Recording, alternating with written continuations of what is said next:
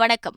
தந்தையின் பாட்காஸ்ட் செய்திகளை வாசிப்பது அகிலா கணேஷ். முதலில் தலைப்புச் செய்திகள். மாமல்லபுரத்தில் நடைபெற்று வந்த 44வது செஸ் ஒலிம்பியாட் போட்டி கோலாகலமான கலை நிகழ்ச்சிகளுடன் நிறைவு. செஸ் ஒலிம்பியாடுக்கு பின்னர் விளையாட்டுத்துறை முன்பை விட அதிக பாய்ச்சலுடன் செல்லும் என முதலமைச்சர் ஸ்டாலின் பேச்சு. செஸ் ஒலிம்பியாட் தனிநபர் பிரிவில் குகேஷ் நிக்கில் தங்கப்பதக்கம் வென்று சாதனை. பிரக்யானந்தா மற்றும் அவரது சகோதரி வைஷாலிக்கு வெண்கலப் பதக்கம். திமுகவில் வாரிசுகள் மட்டுமே தொடர்ச்சியாக உயர்ந்த பதவிக்கு வர முடியும். காஞ்சிபுரம் கூட்டத்தில் எதிர்க்கட்சித் தலைவர் எடப்பாடி பழனிசாமி விமர்சனம். ஹரியானா மாநிலம் பானிபட்டில் 900 கோடி மதிப்பிலான 2G எத்தனால் தொழிற்சாலை இன்று தொடங்கி வைக்கிறார் பிரதமர் நரேந்திர மோடி. புதுச்சேரியில் 2022-23 ஆண்டிற்கான பட்ஜெட் கூட்டத்தொடர் துணைநிலை ஆளுநர் தமிழிசை சவுந்தரராஜன் உரையுடன் இன்று தொடக்கம். பீகாரில் பாஜக கூட்டணியை முறித்தார் முதல்வர் நிதிஷ்குமார். லாலு பிரசாத் கட்சியின் ஆதரவோடு முதல்வராக இன்று மீண்டும் பதவியேற்பு. ஆளுநர்களை வைத்து அரசியல் நடத்துகிறது பாஜக. இந்திய கம்யூனிஸ்ட் கட்சியின் 25வது மாநில மாநாட்டில் தேசிய செயலாளர் டி. ராஜா குற்றச்சாட்டு. அரசு அடக்குமுறை மற்றும் அவசரகால சட்டத்திற்கு எதிராக இலங்கையில் எதிர்க்கட்சியான ஐக்கிய மக்கள் சக்தி போராட்டம். நாடாளுமன்றத்தை பாதுகாத்து வன்முறையில் இருந்து தேசத்தை பாதுகாத்ததாக ராணுவ வீரர்களுக்கு அதிபர் ரணில் விக்ரமசிங்க பாராட்டு. இனி விரிவான செய்திகள். 186 நாடுகள் பங்கேற்ற 44வது சர்வதேச செஸ் ஒலிம்பியாட் போட்டி மாமல்லபுரத்தில் நிறைவு பெற்றது. இதையொட்டி சென்னை நேரு உள் விளையாட்டு அரங்கில் பிரம்மாண்டமான ஏற்பாடுகளுடன் நிறைவு விழா நடைபெற்றது. மேடையில் முன்னாள் முதலமைச்சர்களான ராஜாஜி, காமராஜர், அண்ணா, கருணாநிதி, எம்ஜிஆர், ஜெயலலிதா படங்கள் காட்சிப்படுத்தப்பட்டன. நிகழ்ச்சியில் கருப்பு நிற உடையில் முதலமைச்சர் ஸ்டாலின் கலந்து கொண்டார். நிகழ்ச்சியில் பேசிய முதலமைச்சர் ஸ்டாலின், செஸ் ஒலிம்பியாட் போட்டி தமிழ்நாட்டில் நடத்தப்பட்டது பெருமையளிப்பதாக கூறினார். தமிழ்நாட்டில் ஒலிம்பிக் தங்க வேட்டை திட்டம் செயல்படுத்தப்படும் எனவும், செஸ் ஒலிம்பியாடுக்கு பின் விளையாட்டுத்துறை முன்பை விட அதிக பாய்ச்சலுடன் செல்லும் எனவும் முதல்வர் ஸ்டாலின் தெரிவித்துள்ளார். தமிழ்நாட்டை விளையாட்டில் ஒரு முன்னோடி மாநிலமாக ஆக்குவதற்கு திராவிட மாடல் தமிழ்நாடு அரசு பல்வேறு சிறப்பான திட்டங்களை தீட்டி செயல்படுத்தி வருகிறது.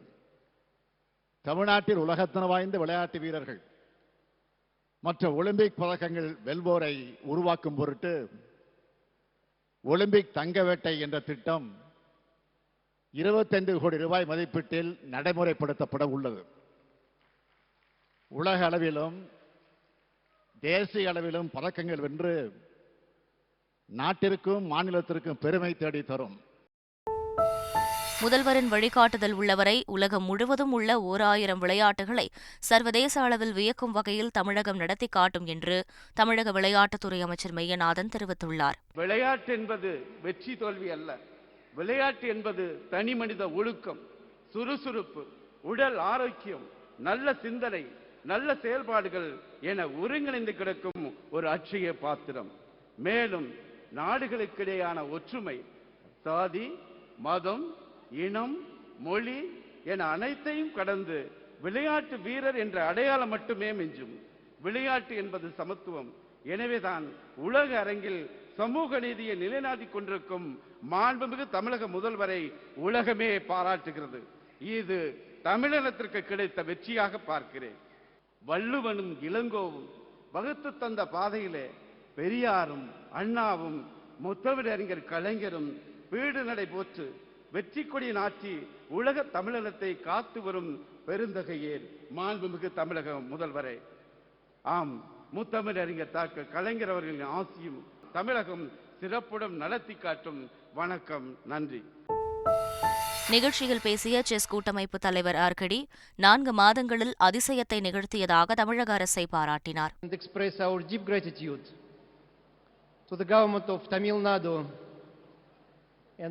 Chief Minister Stalin, with the support of the government of India, thank you for a miracle, handmade miracle that you did during these 4 months.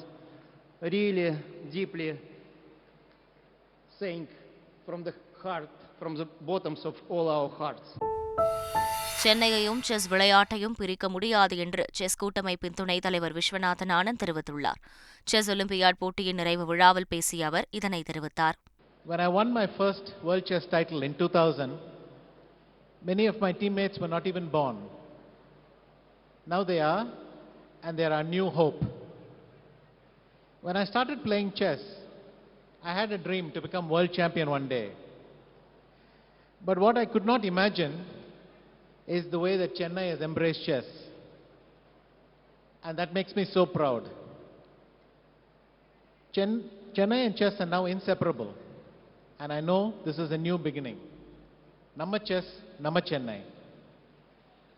I hope all my chess friends had a lovely stay here in my city. And you're always vanakkam in Chennai. Nandri. Udhayanidhi, Inbanithi என திமுகவில் நிதிகள் மட்டுமே தொடர்ச்சியாக பதவிக்கு வர முடியும் என அதிமுக இடைக்கால பொதுச் செயலாளர் எடப்பாடி பழனிசாமி விமர்சனம் செய்துள்ளார். உழைக்கின்றவர்கள், இயக்கத்துக்கு விசுவாசமாக இருக்கின்றவர்கள் என்றைக்காவது ஒரு நாள் உயர்ந்த பதவி, உச்ச பதவிக்கு வர முடியும். திமுக வந்துட முடியுமா? வர முடியுமா? திரு கருணாநிதி, திரு ஸ்டாலின் அவர்கள், திரு உதயாநிதி, அப்புறம் அடுத்த இன்பநிதி, எல்லாம் நிதி பொருத்தமான பேர். ஆக இப்படி நிதிகள் தான் தொடர்ச்சியா வாரிசா பதவிக்கு வர முடியும். நடிகர் ரஜினிகாந்த் சொல்வது அவருக்கும் புரியவில்லை, மற்றவர்களுக்கும் புரியவில்லை என்பதால் அவரை சீரியஸாக எடுத்துக் கொள்ள வேண்டாம் என மதிமுக பொதுச் செயலாளர் வைகோ கூறியுள்ளார். ரஜினிகாந்த் சொல்றது அவருக்கும் புரியல, யாருக்கும் புரியல. ஏன்னா ஒரு நாளைக்கு அரசியலுக்கு வாரேங்கிறாரு, மறுநாள் நான் உறுப்பினர் சேர்க்க சொல்லிட்டேங்கிறாரு, பிறகு எல்லாரையும் வர சொல்றாரு. தமிழ்நாடு பூரா எல்லாம் வர்றாங்க. வந்த பிறகு நான் அரசியலுக்கு வரலன்னு சொல்லிட்டு அவர் பாட்டில் பால்கனிலேருந்து கையை காமிச்சிட்டு போயிடுறாரு. அவரை சீரியஸாகவே எடுத்துக்கிட வேண்டாம். நடிகர் ரஜினிகாந்திற்கு தமிழக மக்கள் மீது அன்பு இருந்தால் நீட் தேர்வை ரத்து செய்ய ஆளுநரிடம் வலியுறுத்த வேண்டும் என தமிழ்நாடு காங்கிரஸ் தலைவர் அழகிரி கோரிக்கை விடுத்துள்ளார். தமிழகத்தில் இருக்கிற அரசு பள்ளிகள் எல்லாம் சிபிஎஸ்இக்கு மாறினால்தான் நீட் தேர்வு தமிழகத்திற்கு பொருந்தும். அதற்கு இன்னும் 10 வருஷம் ஆகும். அதுவரை நமக்கு விளக்க வேண்டும் என்றுதான் நாம் சொல்லுகிறோம். அப்படி ரஜினி அவர்கள் ஆளுநரிடம் சொல்லி நீட் தேர்வை ரத்து செய்வதற்கு நீங்கள் உதவி செய்தால் அது தமிழக மக்களுக்கு பெரிய உதவியாக இருக்கும். கனியாமூர் பள்ளி கலவர வழக்கில் கைதான 64 பேருக்கு நிபந்தனை ஜாமீன் வழங்கி விழுப்புரம் நீதிமன்றம் உத்தரவிட்டுள்ளது. கலவரத்தில் ஈடுபட்டதாக 322 பேரை போலீசார் கைது செய்து பல்வேறு நகரங்களின் சிறைகளில் அடைத்துள்ளனர். அவர்களில் 296 பேர் விழுப்புரம் மாவட்ட முதன்மை அமர்வு நீதிமன்றத்தில் தனித்தனியாக ஜாமீன் மனு தாக்கல் செய்தனர். இந்த மனுக்கள் மீதான விசாரணை நீதிபதி பூர்ணிமா முன்னிலையில் நடைபெற்றது. இருதரப்பு வாதங்களையும் கேட்டறிந்த நீதிபதி 64 பேருக்கு நிபந்தனை ஜாமீன் வழங்கியதுடன் 45 பேரின் ஜாமீன் மனுக்களை தள்ளுபடி செய்தார். ஜாமீனில் விடுவிக்கப்பட்ட 64 பேரும் தனித்தனியாக 10,000 ரூபாய் வங்கியில் செலுத்த வேண்டும் எனவும் அருகில் உள்ள பள்ளி கல்லூரிகளில் 10 மரக்கன்றுகளை நட வேண்டும் எனவும் நீதிபதி உத்தரவிட்டார். தேசிய ஜனநாயக கூட்டணியில் இருந்து ஐக்கிய ஜனதா தளம் விலகியதாக கூறியுள்ள நிதிஷ்குமார் தனது முதலமைச்சர் பதவியையும் ராஜினாமா செய்துள்ளார்.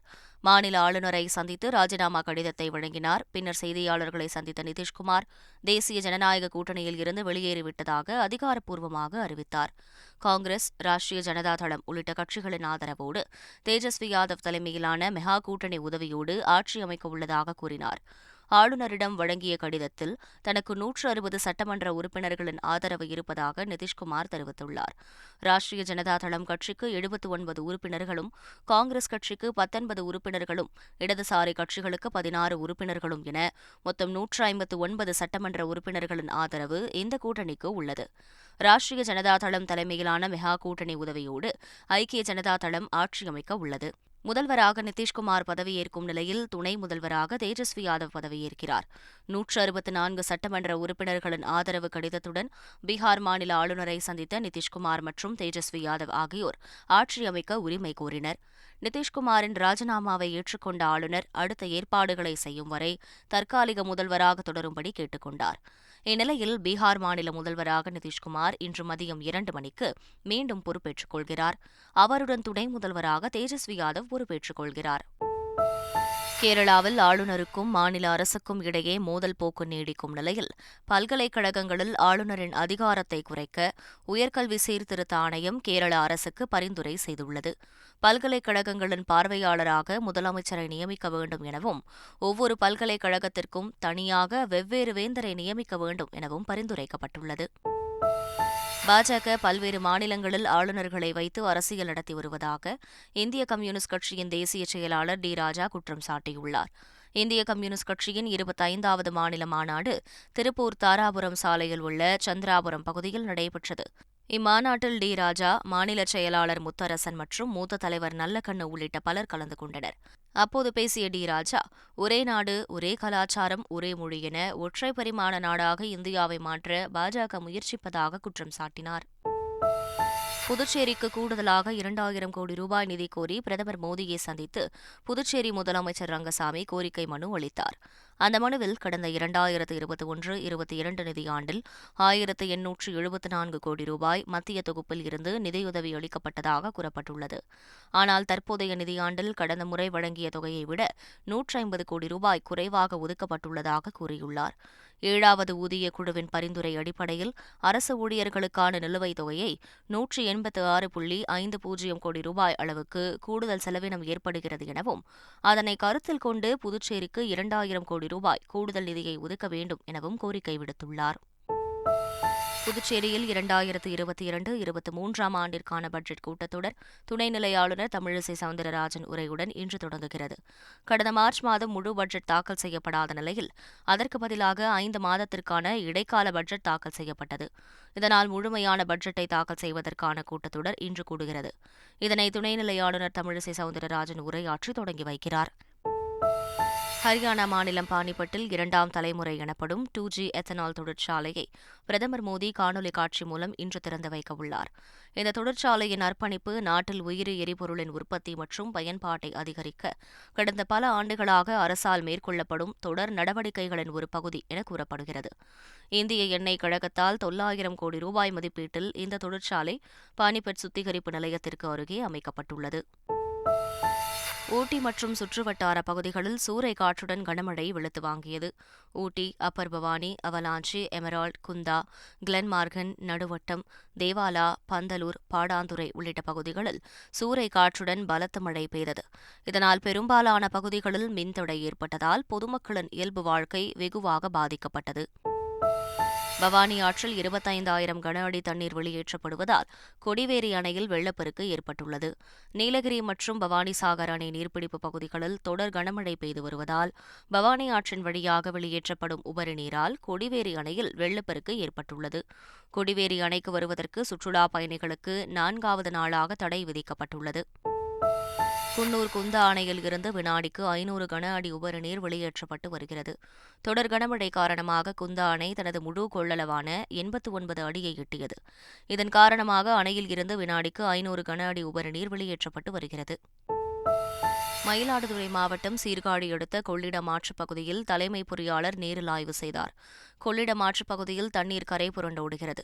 கடந்த 7 நாட்களாக தொடர்ந்து வெள்ள நீர் வெளியேற்றப்பட்டு வருவதால் கரையோர கிராமமான அளக்குடியில் கரை பலப்படுத்தும் பணிகள் நடைபெற்று வருகின்றன. இந்நிலையில் அங்கு காவிரி வடிநில கோட்ட தலைமை பொறியாளர் ராமமூர்த்தி நேரில் ஆய்வு மேற்கொண்டார். அரசு அடக்குமுறை மற்றும் அவசர கால சட்டத்திற்கு எதிராக இலங்கையில் எதிர்க்கட்சியான ஐக்கிய மக்கள் சக்தியினர் போராட்டத்தில் ஈடுபட்டனர். கொழும்பு பத்தரமுல்ல பகுதியில் எதிர்க்கட்சித் தலைவர் சஜித் பிரேமதாசா தலைமையில் நடைபெற்ற போராட்டத்தில் ஐக்கிய மக்கள் சக்தி எம்பிக்கள் பங்கேற்று அரசுக்கு எதிராக முழக்கங்களை எழுப்பினர். நாடாளுமன்றத்தை வன்முறையில் இருந்து பாதுகாத்து ஜனநாயகத்தை பாதுகாத்த ராணுவ வீரர்கள் தேசத்தால் கௌரவிக்கப்படுகிறார்கள் என அதிபர் ரணில் விக்ரமசிங்க தெரிவித்தார். கொழும்பு பலவத்த அக்குரேகொடவில் உள்ள ராணுவ தலைமையகத்தில் ஆய்வு மேற்கொண்ட அதிபர் ரணில் விக்ரமசிங்க ராணுவத்தினரை சந்தித்து உரையாடினார். அப்போது வன்முறையாளர்கள் நாடாளுமன்றத்திற்குள் பிரவேசித்து சபையை முடக்கியிருந்தால் நாடு ஆட்சியை இழந்திருக்கும் எனவும் அவ்வாறு நடந்திருந்தால் நாட்டின் நிலைமை முற்றிலும் வேறாக இருந்திருக்கும் எனவும் அதிபர் தெரிவித்தார். செஸ் ஒலிம்பியாடில் ஒவ்வொரு பிரிவிலும் முதல் 3 இடங்களை பிடித்த வீரர்களுக்கு பதக்கம் வழங்கப்பட்டது. இந்தியா சார்பில் தமிழகத்தைச் சேர்ந்த குகேஷுக்கு தங்கப்பதக்கமும் பிரக்யானந்தாவுக்கு வெண்கலப் பதக்கமும் வழங்கப்பட்டன. அமெரிக்க முன்னணி டென்னிஸ் வீராங்கனை செரீனா வில்லியம்ஸ் டென்னிஸில் இருந்து விரைவில் ஓய்வு பெற உள்ளதாக அறிவித்துள்ளார். டென்னிஸ் உலகின் முடிசூடா ராணியாக வலம் வந்த 40 வயதாகும் செரீனா வில்லியம்ஸ் 23 கிராண்ட்ஸ்லாம் பட்டங்களையும் ஒலிம்பிக்கில் 4 தங்கப் பதக்கங்களையும் வென்றுள்ளார். 2017ஆம் ஆண்டு குழந்தை பெற்றுக் கொண்ட பின்னர் ஓய்வு எடுத்துவிட்டு திரும்பிய செரீனா வில்லியம்ஸ் முக்கிய போட்டிகளில் ஆதிக்கம் செலுத்தவில்லை. இந்நிலையில் அமெரிக்க ஓபன் தொடருக்கு பிறகு டென்னிஸ் விளையாட்டில் இருந்து ஓய்வு பெற உள்ளதாக அறிவித்திருக்கிறார். அவருடைய இந்த அறிவிப்பு உலகம் முழுவதும் உள்ள அவரது ரசிகர்களை சோகத்தில் ஆழ்த்தியுள்ளது. மீண்டும் தலைப்புச் செய்திகள். மாமல்லபுரத்தில் நடைபெற்று வந்த 44வது செஸ் ஒலிம்பியாட் போட்டி கோலாகலமான கலை நிகழ்ச்சிகளுடன் நிறைவு. செஸ் ஒலிம்பியாடுக்கு பின்னர் விளையாட்டுத்துறை முன்பை விட அதிக பாய்ச்சலுடன் செல்லும் என முதலமைச்சர் ஸ்டாலின் பேச்சு. செஸ் ஒலிம்பியாட் தனிநபர் பிரிவில் குகேஷ் நிக்கில் தங்கப்பதக்கம் வென்று சாதனை. பிரக்யானந்தா மற்றும் அவரது சகோதரி வைஷாலிக்கு வெண்கலப் பதக்கம். திமுகவில் வாரிசுகள் மட்டுமே தொடர்ச்சியாக உயர்ந்த பதவிக்கு வர முடியும். காஞ்சிபுரம் கூட்டத்தில் எதிர்க்கட்சித் தலைவர் எடப்பாடி பழனிசாமி விமர்சனம். ஹரியானா மாநிலம் பானிபட்டில் 900 கோடி மதிப்பிலான 2G எத்தனால் தொழிற்சாலை இன்று தொடங்கி வைக்கிறார் பிரதமர் நரேந்திர மோடி. புதுச்சேரியில் 2022-23ஆம் ஆண்டிற்கான பட்ஜெட் கூட்டத்தொடர் துணைநிலை ஆளுநர் தமிழிசை சவுந்தரராஜன் உரையுடன் இன்று தொடக்கம். பீகாரில் பாஜக கூட்டணியை முறித்தார் முதல்வர் நிதிஷ்குமார். லாலு பிரசாத் கட்சியின் ஆதரவோடு முதல்வராக இன்று மீண்டும் பதவியேற்பு. ஆளுநர்களை வைத்து அரசியல் நடத்துகிறது பாஜக. இந்திய கம்யூனிஸ்ட் கட்சியின் 25வது மாநில மாநாட்டில் தேசிய செயலாளர் டி ராஜா குற்றச்சாட்டு.